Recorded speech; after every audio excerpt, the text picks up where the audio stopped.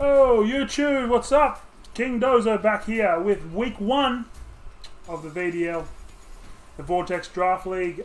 We this week are playing the host and the coach of the Indianapolis Infernapes.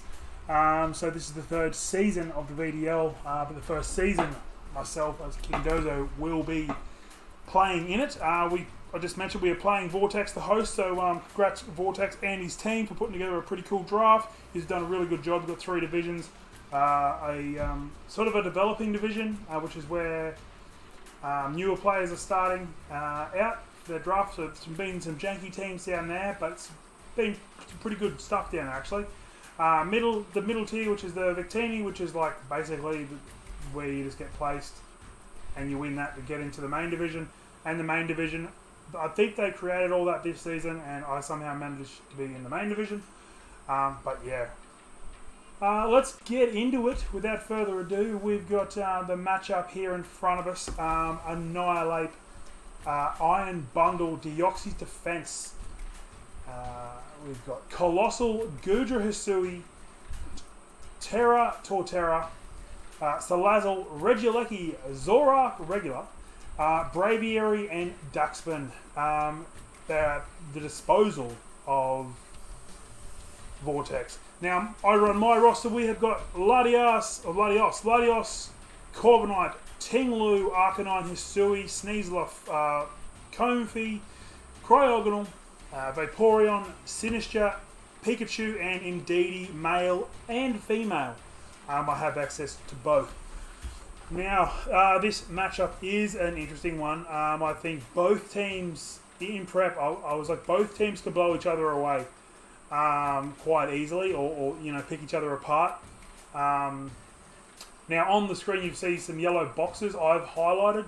Those highlighted boxes are what I expected to come, or expect to come. This is post-com, so what I expected him to come, so I'm not just picking them randomly. All one mock, Zorak came, and Zorak was a real issue. I feel Regieleki comes. I think it's a really nice, safe, in a lot of cases, safe mon to put up screens. I had to face a couple of screens in mocks, and rapid spin away. A little bit more safer than Colossal. Gudra, I did expect to come, but at the same time, I was like, he can't fit everything in. So I think Deoxys defense was pretty solid against me. The fact that I have got a Sneasler there, if I could have got a Swords Dance off, being some sort of acrobatics sort of set with Swords Dance, and would have made it hard. Iron Bundle, because it's a big dog. Annihilate was... I feared Annihilate a lot. You know, you probably could bring even Gudra over Annihilate, but just the fact that close combat and Diaclaw and like Shadow Claw and U-turn, that sort of stuff from Sneasler was doing so much. I have a Defogger, a really good Defogger in Corviknight that he wants to switch in and get Rage Fist boost, and Ting Lu and the like as well to taunt it, bulk up, easy setup. That's where I was thinking. Deoxys I thought was always going to come, just purely because it's so thick. Iron Bundle's his big dog. This team survives really well with Daxbun there if it's passing wishes around all day, and that's what it does well. It can body press on most of my threats, and even body press play rough, but it's probably going to be wish, protect, body press, bat and pass by any inkling of what it could be. Zorak, whilst Zorak doesn't have the greatest matchup, the fact to have a Latios, sort of expected it to come and just be a pain. I face mainly specs in the games, in my mocks, but yeah, that's the 6 I expected. Torterra came to mocks, Colossal came to mocks. The only Pokemon that didn't come to mock was Salazzle and Braviary. So I have faced the majority of this team against different people in some really good high quality mock battles. I've got to shout out to Harry Hooligans, YouTube, GoldynGuy, my boy Nick, Nassim for helping me build the roster, Jason, J-Dubs on Discord. I'll have all the YouTube links down below. Anyone I have missed, I am sorry. But yeah, let's get into it. What did we take? First Pokemon for the roster is Ting Lu, baby. 252 HP, 240 defense was all we really needed to tank a fair few hits. This from defensively speaking, when you go back and have a look at the roster, physically it wasn't the greatest, but it was allowing me to Whirlwind or Brunation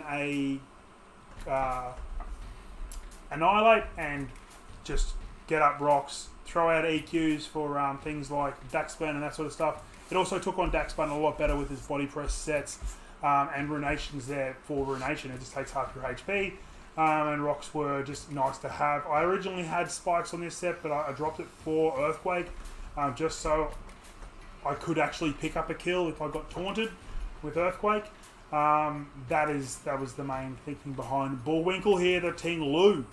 So moving on, we got Ockerberry Corviknight with pressure, 240 HP, 24 attack, 208 defense, 24 speed F, 12 speed. Now this was creeping, I've forgotten what I was creeping now. I was creeping something there, sorry, I've forgotten off the top of my head.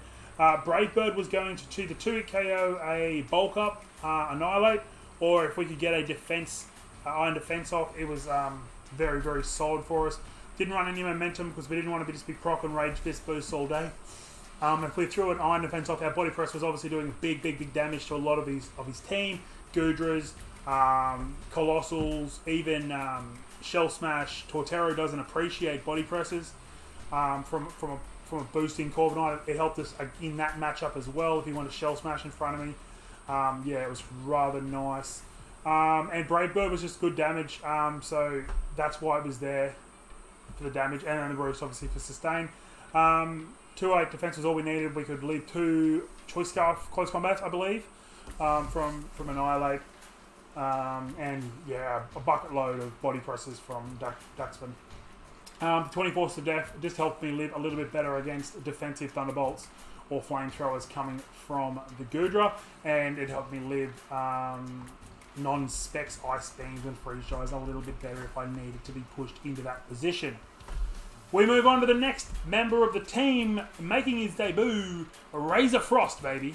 Cryogonal with heavy-duty boots this week. Terra Electric. I did have Terra Steel on here, but I found in my mocks that Steel was only going to be good late game for damage, because I had Flash Cannon on the set over Water Pulse. Obviously I have Freeze Dry, Rapid Spin, and Recover there.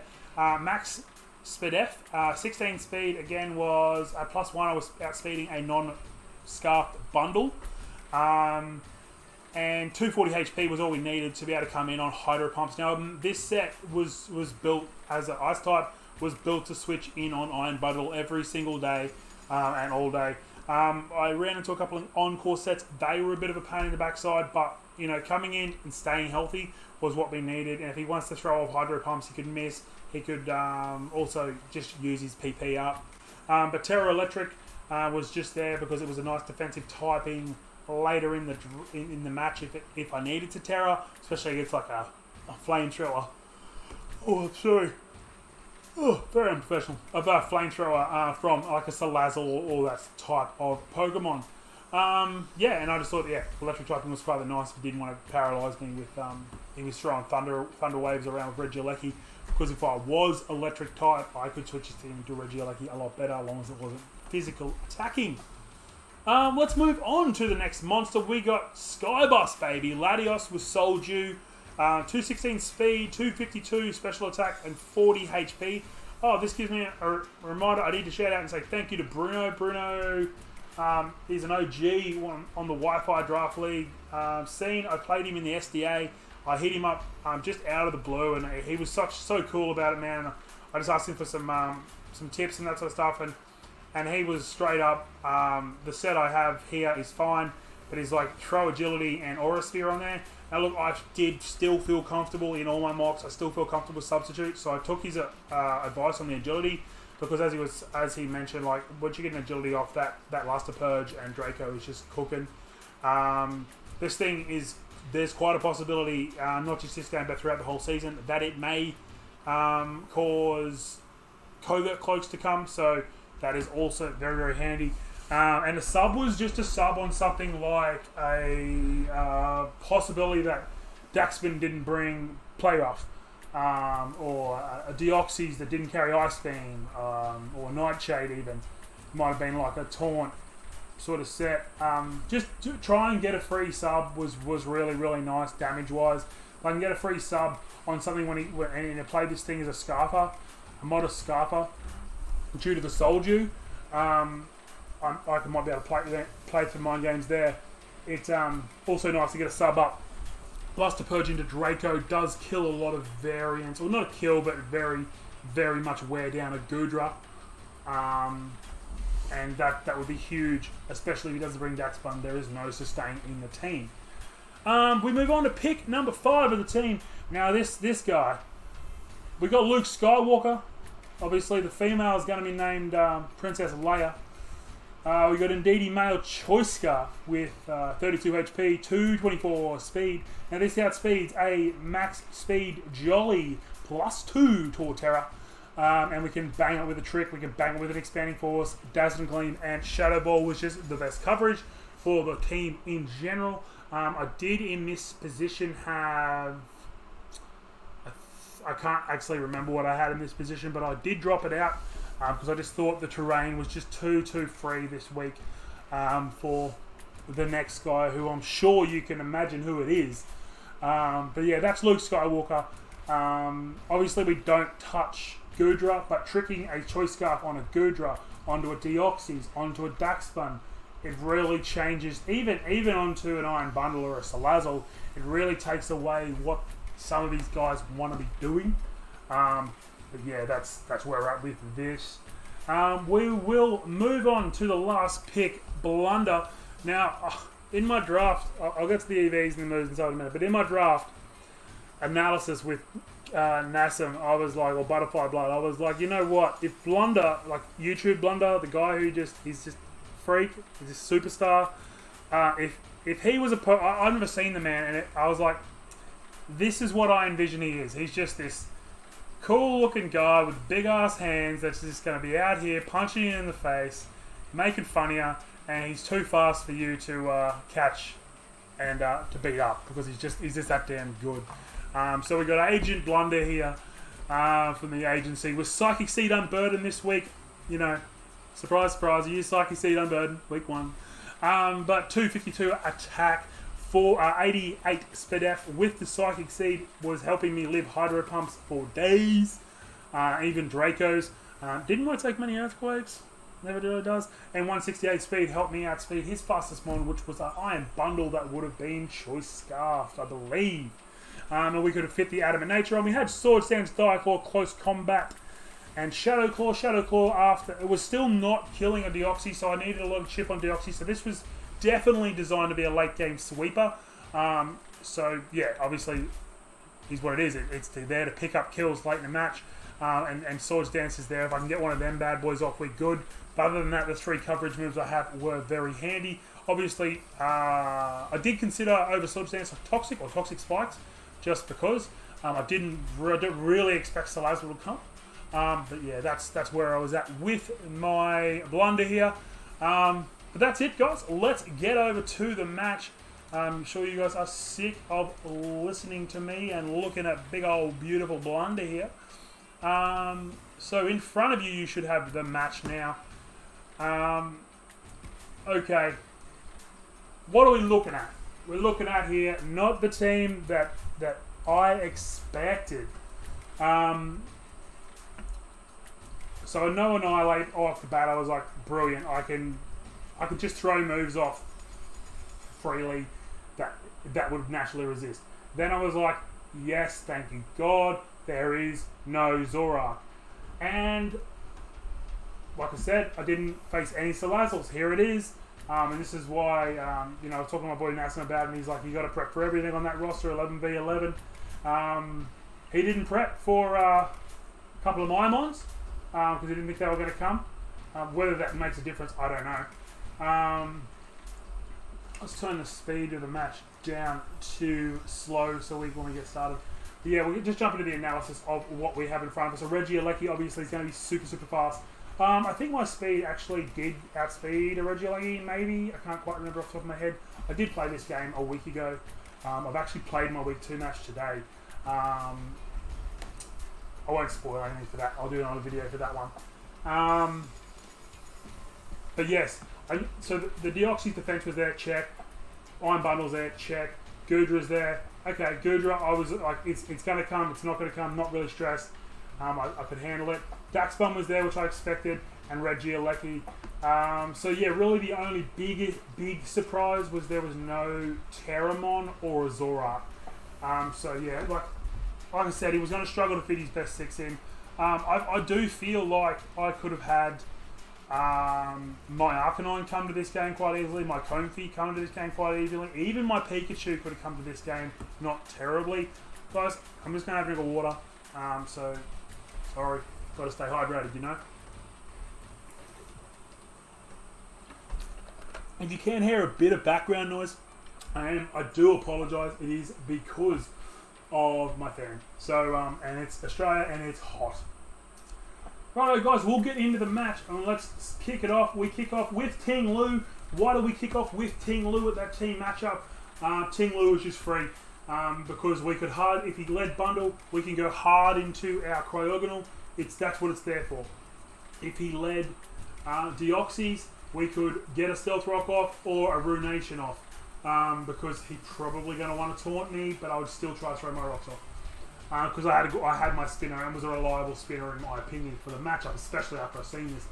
Salazzle was going to be a real pain in the backside. I used Salazzle last season in the PBO that I went all the way to the final in the Carlos division with, and I did not use Salazzle well. I'm not going to say I used it well, but I know how it works. And I was not prepared to let this thing toxic and sub on me. So Ting Lu also stopped that. Earthquake hit Goodra, and I'm so strong defensively that I just laughed in its face and left over to recover it up. I think I might have been Boots actually. I can't quite remember right now. I think it was. Oh no, it was leftovers.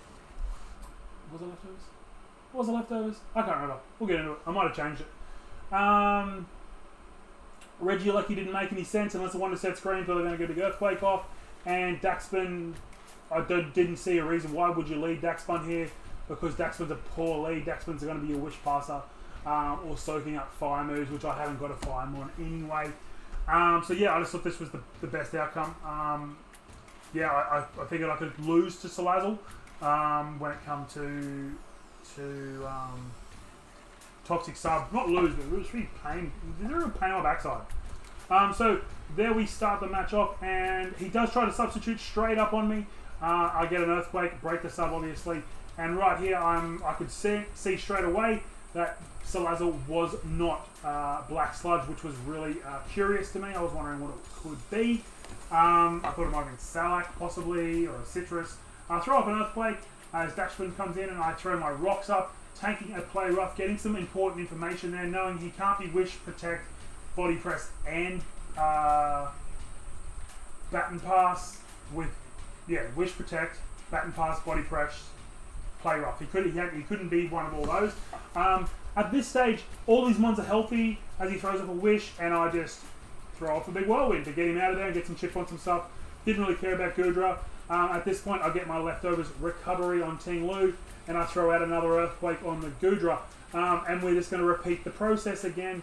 I don't know if this sort of threw Vortex off early, but he throws the Wish off, and again, he's not in a position where he's bothered. He actually neglects the fact that Whirlwind goes through Protect. So that's a huge turn. Absolutely huge turn for me in the grand scheme of things. Because one, we get Salazzle back out on the field. Two, we got Daxbun now can't switch into an Earthquake, can't switch into anything really. All my Pokemon outside Corviknight are faster than it, and all my Pokemon have something to knock it out with a 100% accurate move, which was really, really, really nice. Obviously, the Sneasel was looking really solid as well, to be able to come in and out, just punch Dire Claws and that sort of stuff, try and snag some hacks, because it was still faster than the majority of his roster. Yeah, we move out here. He brings out Salazzle as I click the Earthquake, not letting this thing substitute. As it clicks the Toxic, I'm totally okay with that exchange. So pretty much within 8 turns, Ting Lu has gone, you know what, Vortex, not today, sir. I'm going to Earthquake and break your sub. I'm going to Earthquake and just take some good chip on your Daxpan. I'm going to set some rocks up while I'm at it. Then I'm going to Whirlwind your Daxpan out and make your wishes useless. And then I'm going to force you into a little bit of an oversight and not realise the Protect. Whirlwind went through Protect. So Ting Lu just on the early game carry right here. As he brings out Deoxys on the death of Salazzle, I was very happy there. Ting Lu doing its job. I think I can go Luke Skywalker here. As he throws out a Spike, which is entertainingly enough, pretty good. So at this point in time, I actually expected he see teleports there. I think if I can get a trick off into Goodra or this Deoxys, I'm in a really, really, really good spot. Even Daxpan at this point in time. I didn't need, all I needed in DD for was terrain at this point in time for a late game to set myself up. And I was like, if I can get this onto a big piece of defense, awesome. And there's no way in the world, without Zorak there, I can click Expanding Force. There's no way he's not switching in, staying in with this, switching out to Goodra, or sacking Daxpan. So Daxpan, if he got sacked, what's it going to do? Set up a wish as I click a button and kill it. Regieleki dies straight up to my Expanding Force. And there's no way Bundle really wants to take an Expanding Force, because unless he's Choice Scarf or Boost of Speed, at this point, I 2-hit KO him.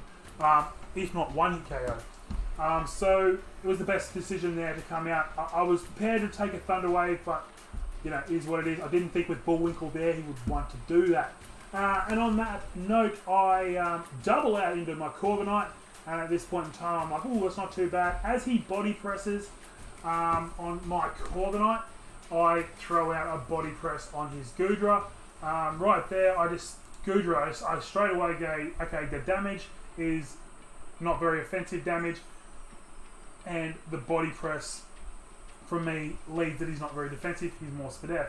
As he will go out into, as I do click body press here, I think was probably a poor decision. I probably should have, I did click Roost. Actually, I did click Roost because I was faster.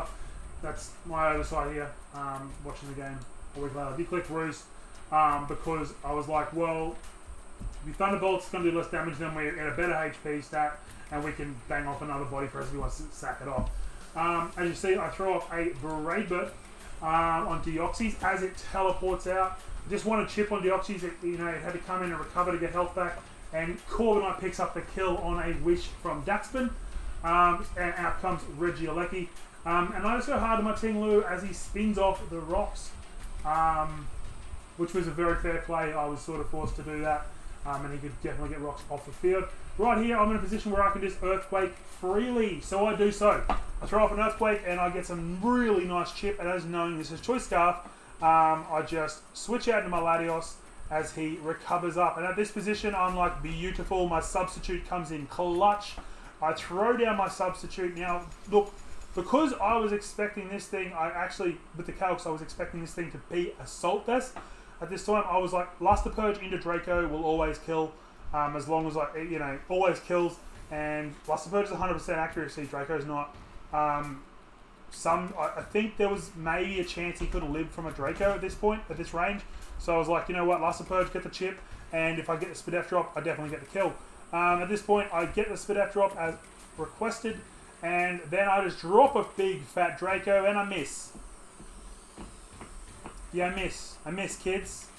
But we live, and we hit the second one, so Latios, Sky Bus. Yeah. So at this point in time, I make a mid-ground. I don't think preserving myself here for a 6-0 is worth the chance of Bundle coming in and getting some freeze hacks on me. So I let Latios go down, where I could have very easily went Ting Lu, and then he's in a bad position. And as this thing comes out, I just need my terrain up, and I just throw off Shadow Balls because I'm free to throw Shadow Balls off. I know I can tank a Hydro Pump, a Thunderbolt, whatever this thing wants to do. I throw out I get paralyzed, and I get an Expanding Force off. So at this point in time, I'm like, okay, I don't want to play with this. I do want to keep this around just in case my terrain wears out and I want my my Sneasler in the back. I go into my big dog. I see the booster speed. Cryogonal's laughing in the face here. The boys talked a bit of smack about Cryogonal, right? like, full credit, they did a great pick'ems or whatever, power rankings or whatever it was before, or draft analysis. So I really enjoyed it. But they did talk a bit of smack about my home dog here, Razor Frost.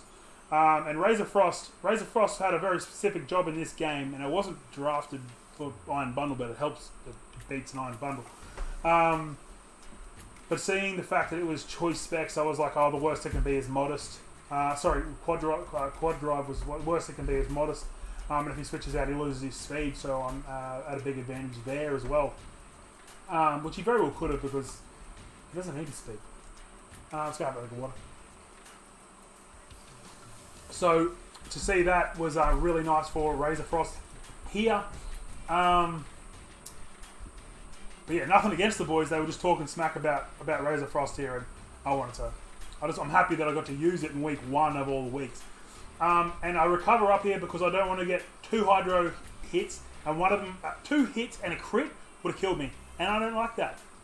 So right here, I do recover again. Again, I don't want to play that crit game. I wanted to take the crit out of the game. So I recover up, play the safe game, throw the freeze dry out. He can't freeze me because I'm an ice type, and at this point in time, I think I recover yet again. I do, again. Deoxys is there. I throw out the hydro pump, he throws out the pump, he misses. Look, all these missed pumps, they don't actually matter because he has less pumps than I have. He had 1 pump left, and I had 5 recovers left. Like, I would have played that game all day. Where it would have mattered is Deoxys. Now, at this stage, I don't know what Deoxys' last move is. I know he's got spikes, I know he's got teleport, and I know he's got recover. And I do not really care about that. So Deoxys throwing off a side shock, showing the last move. And I was like, I'm going to try and get Razor Frost another kill. I recover up. As he throws another one. He's doing good damage. Throw off a rapid spin just to get rid of the hazard for no good reason. Throw off another freeze. Here, playing a bit recklessly in the end. Then I'm like, just go into Ting Lu and pick up Ting Lu deserves the kill. So MVP of the game is definitely Ting Lu, as you can see here, guys. We're going to pick up a very nice 5-0 win. Thanks to Vortex for being super flexible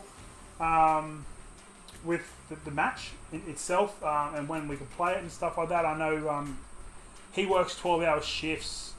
And the fact is, the poor guy, the poor dude was like struggling big time. But we pushed it back, and I know he got sick last week, so they definitely had a lot of excuses.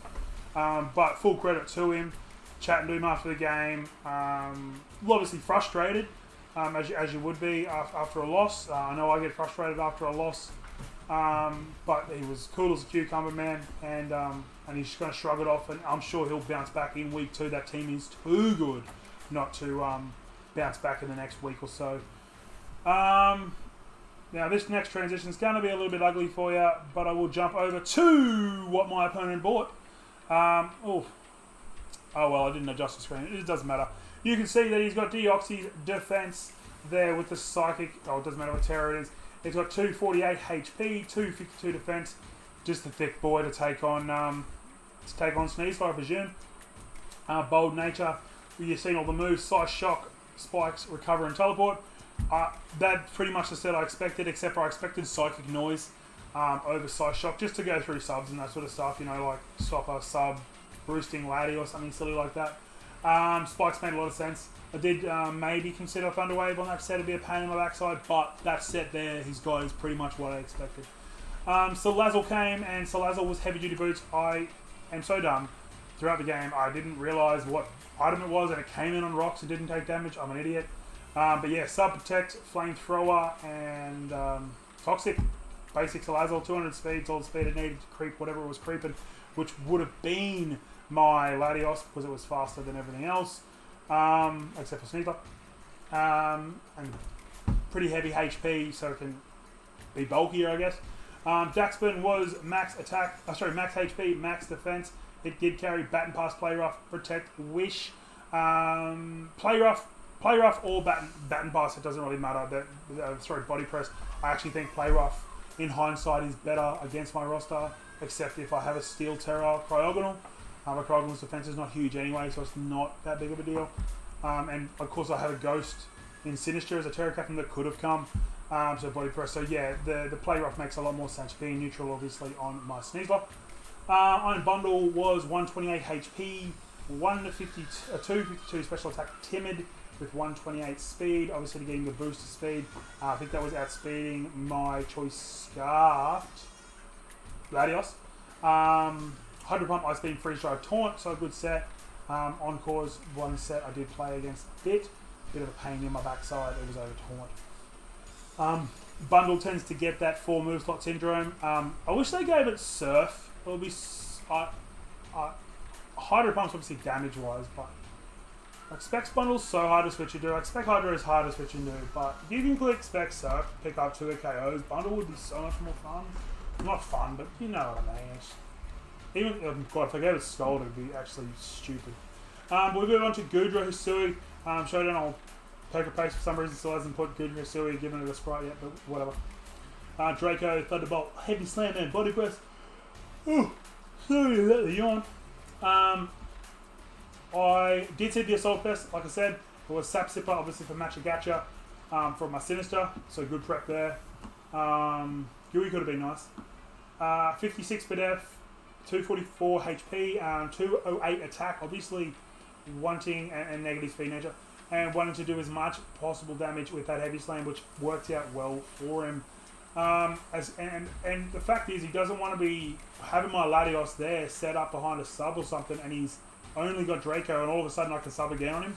That would have sucked for him. So good bring there on Goodra. I did face a lot of Goodras with Dragon Tail, which was a pain on my backside, but you know, is what it is. And Regieleki was Boots, Rapid Spin, Extreme Speed, Volt Switch, Thunderbolt, Jolly Nature. I get the Jolly Nature when it's got 84 in attack, 242 HP. I get that. But Thunderbolt's his damage move. Extreme Speed was picking up kills. It might have been like a calc to get 2 hit, maybe 2 KO or Sneasler or something like that. But yeah, I do feel the special attack would have been better. But it doesn't really matter. But that's the roster my opponent brought. We play in week 2, we play Starry, and the matchup is not good, guys. Starry has got an incredible roster. Ones like Screamtail, Meowscarada, Skarmory, what else? Yeah, and Gouging Fire, man. Like, the team is just so good. It actually really well beats my ass when it comes to matchup. But I think with a good prep, we can go alright. So join me for week 2, see how we went. Win or lose, I will post that up. GG to Vortex, you will bounce back, my dude. And he knows my door's always open. One more quick one. Recently been chatting with none other than Uzi Gunner, the star himself in the SPL. He lives in Australia, ironically, I didn't know. And big man is a really cool guy.